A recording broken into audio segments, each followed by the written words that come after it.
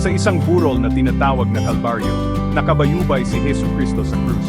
Sa kanyang mga huling sandali, sinabi niya ang 7 makapangyarihang pahayag, mga salitang magbabago sa mundo magpakailanman.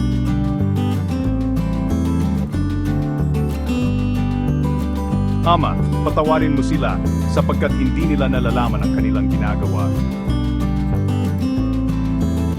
Kahit sa sakit, pinili ni Jesus ang pagpapatawad.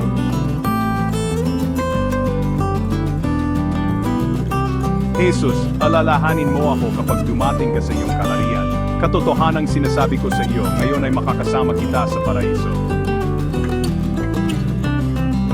Walang sinuman ang hindi kayang iligtas.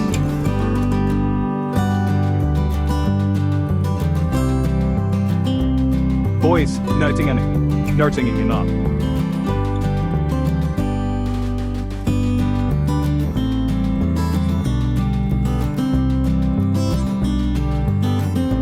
Kahit sa pagdurusa, inararpan it.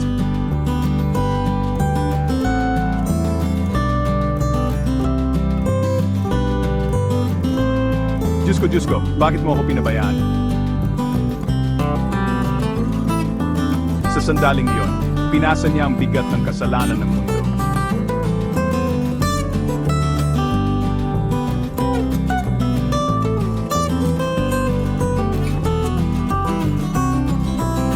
Nauuo ako. Naramdaman niya ang tunay na sakit ng man. Naganap na. Ang misyon ay natapos na, ang kasalanan at kamatayan natalo.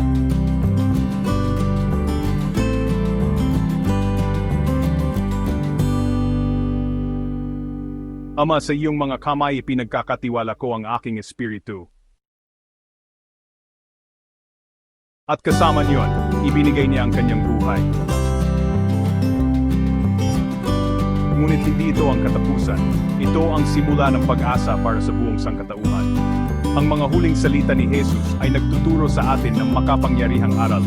Magpatawad sa iba, magpakita ng pagmamahal at kabaitan, magtiwala sa Diyos kahit sa may hirap na panahon, at huwag mawala ng pag-asa.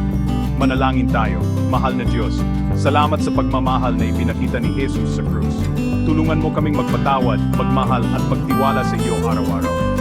Turuan mo kaming sundin ang kanyang halimbawa sa lahat ng aming ginagawa. Amen. Ibinigay ni Jesus ang kanyang buhay para sa iyo. Ibahagi ang kanyang pagmamahal sa iba.